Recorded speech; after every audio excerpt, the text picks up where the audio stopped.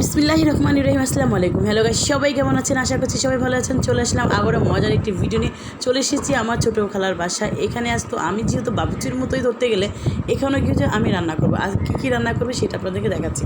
প্রথমে তো আমি গরুর মাংস বসিয়ে দিচ্ছি।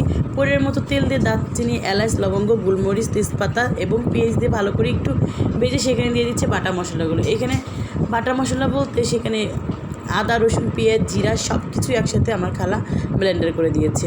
আর সে এইভাবে মশলাগুলো করে, আর ওই তরকারিটা এমনিতেই এই কারণ অনেক টেস্ট হয়। যাই হোক, একটু নেড়েচেড়ে দিয়ে দিচ্ছি 2 চামচের মতো হলুদের গুঁড়া, 3-4 চামচের মতো মরিচের গুঁড়া, জিরার গুঁড়া, ধনিয়ার গুঁড়া, গরম মশলা গুঁড়ো সব কিছু দিয়ে মশলাটাকে ভালো করে কষিয়ে নেব। খাওয়া আড্ডা সব কিছুই হবে। আর কি করব বলেন?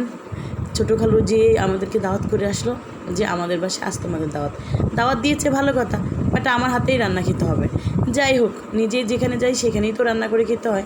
আর যেহেতু আমার রান্না সবাই পছন্দ করে, আমার কাছে খুবই ভালো লাগে রান্না করতে। এপাশে দিয়ে বসিয়ে দিয়েছি মুরগি, এটা হচ্ছে কক মুরগি। সেখানেও সব মশলাগুলো দিয়ে এবং দারচিনি অবশ্য কিছু দিয়ে, হলুদ, মরিচের গুঁড়া, জিরার গুঁড়া সব কিছু দিয়ে মশলাটাকে আমি ভালো করে কষিয়ে নিচ্ছি। তারপর একটু দিয়ে দিচ্ছি পানি। রান্না তো হবে অনেক কিছু, কিন্তু দেখাবো অল্প কিছু, যেহেতু হাতেও সময় নেই আর এত কিছু দেখানোর মতো টাইমও নেই। যাই হোক, মুরগির মাংসটা ভালো করে কষলে এই ফাঁকে আমার খালু বড় একটা বলের মধ্যে আন্ডা মানে ডিম দিয়ে ভাত খেতে বসেছে।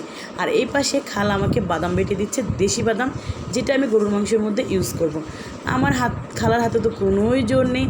এই বাটাটা বাটতে গিয়ে মনে হচ্ছে পাটাটা ভেঙে ফেলছে আমার খালা। যাই হোক, এখন আমি গরুর মাংসের মশলাটা ভালো করে কষিয়ে নিয়েছি। সেখানে দিয়ে দিচ্ছি কুরবানি সেই মাংসগুলো, তেল, চর্বি, হাড় মাছ যা আছে সব কিছু মিলে এর মধ্যে দিয়ে দিচ্ছি, কারণ এই তরকারিটা এই জন্য আরও বেশি টেস্ট হবে। যাই হোক, ভালো করে নেড়ে চেড়ে ঢাকনাতে ঢেকে কিছুক্ষণ ধরে এটাকে কষিয়ে নেব। এই ফাঁকে বাকি রান্নাগুলো আমি সেরে ফেলবো। যেহেতু পাকা রাঁধুনি, তাই আমার সব কিছু ছটপট আমি করতে খুবই ভালোবাসি। যাই হোক, একটু ভালো করে নেড়ে চেড়ে, এখানে পানি আর আগেই দেবো না। এর মধ্যে এই পাশে হয়ে গেছে মুরগির মাংসর যে মশলাটা আমি রেখেছিলাম কষানোর জন্য, সেটাও ভালো করে কষিয়ে ফেলছি। সেখানেও দিয়ে দিচ্ছি মুরগিগুলো, দিয়ে এটা ভালো করে নেড়ে চেড়ে দিচ্ছি। চুলায় দুইভাবে রান্না করে নিচ্ছি, খুবই যেন তাড়াতাড়ি হয়ে যায়, সবাই যেন দুপুরের মধ্যে খাবারটা খেতে পারে। যাই হোক, মাংসটাকে ভালো করে কষিয়ে নিয়েছি। এর মধ্যে দিয়ে দিচ্ছি বাদামগুলো বেটে দেওয়ার পরে তরকারির কালারটা অন্যরকম চলে আসবে। যাই হোক, এখানে আমি পলাগুলো রান্না করে নিয়েছি। আর এবার সে গরুর মাংসগুলো হয়ে গেছে, মুরগিও হয়ে গেছে, দেন সব খাবার রেডি। সবাই ভালো থাকবেন, সুস্থ থাকবেন, ভালো লাইক করবেন, শেয়ার করে পাশে থাকবেন। আল্লাহ হাফেজ।